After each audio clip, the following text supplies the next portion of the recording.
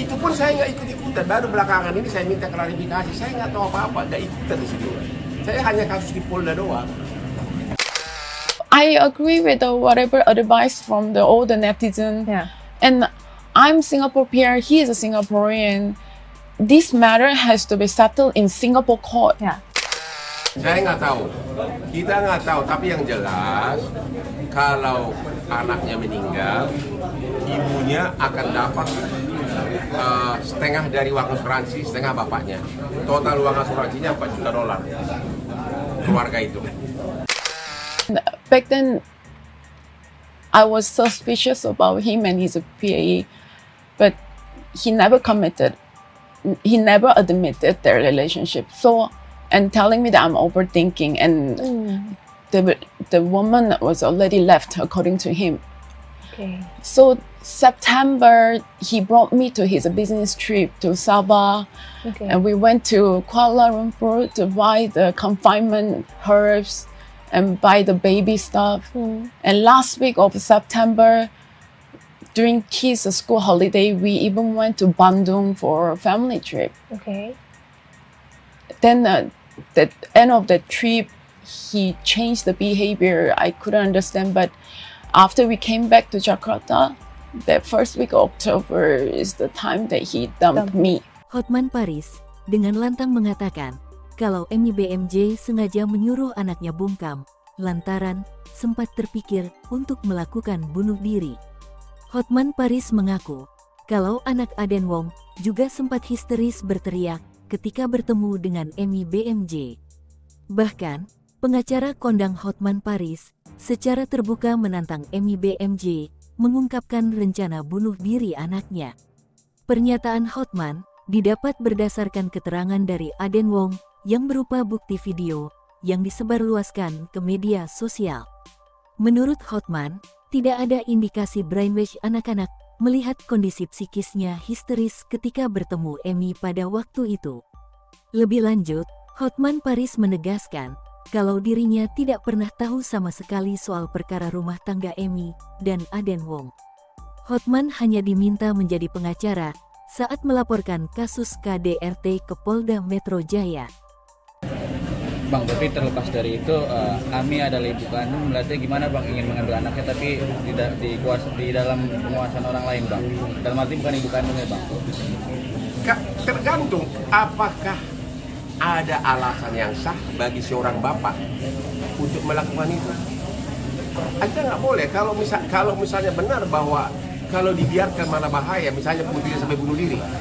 Makanya tergantung alasan. Makanya nanti pengadilan Singapura yang memutuskan itu, karena mereka kawin di Singapura. Jadi kalian jangan menjudge dulu sebelum tahu fakta sebenarnya. Kalau yang dituduhkan putrinya itu benar, coba gimana? Yang bisa saya bantah bahwa itu bukan di brainwash adalah yang memviralkan itu duluan siapa? Wajah anaknya. Itu siapa? Di Instagram siapa? Siapa? Ibunya. Kan waktu mereka ke rumah sakit kan nggak tahu bahwa ibunya ngintip di balik pintu. Lihat nggak? Udah disiapkan tim kamerawan. Langsung putrinya histeris, nggak mau mama. Apa itu di brainwash? Begitu lihat ibunya histeris ketakutan. Dan yang memviralkan duluan wajah anaknya siapa? Ibunya, Instagramnya. Saya nggak tahu.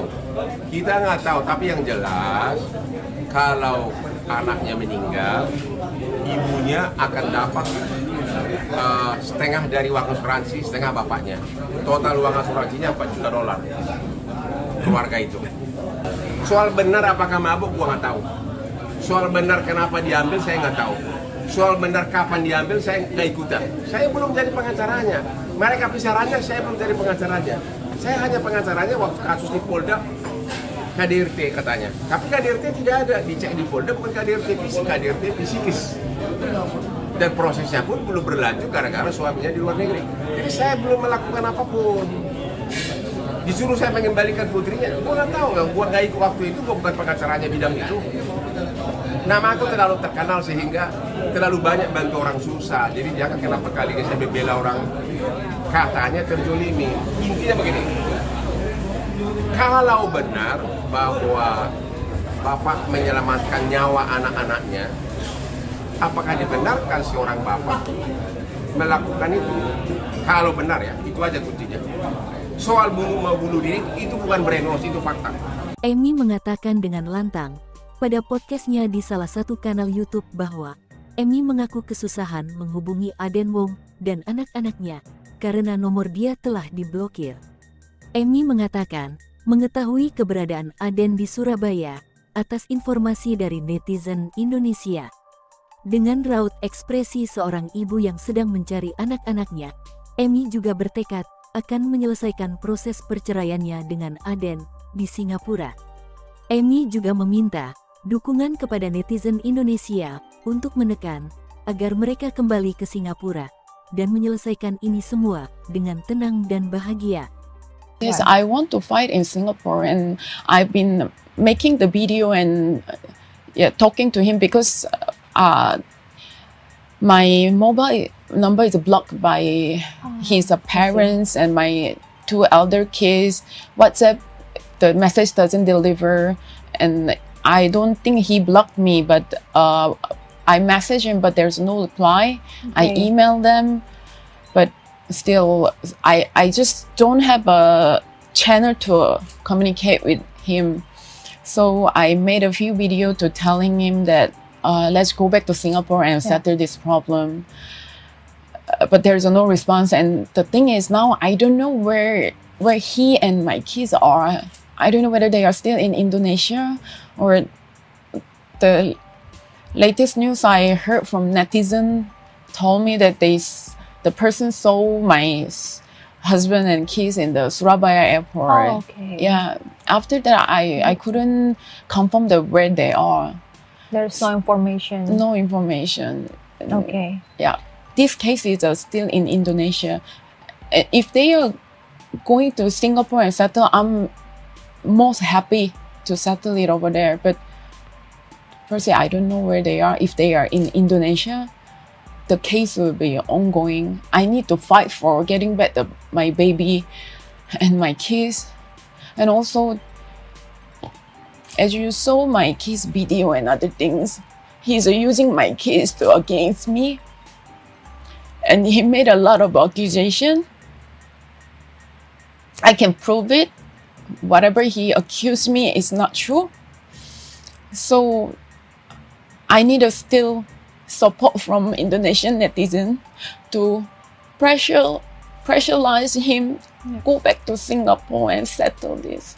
Okay. That's why I was asking for it. And the latest my video, I made it in Singapore because this week I went to Singapore to file whatever action I can take. I already talked to the lawyer, and we are ready to submit the divorce paper.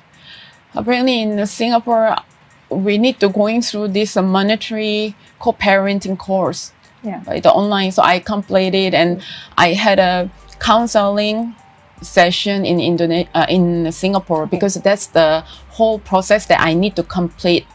Then I will get the certificate which will allow me to file the divorce.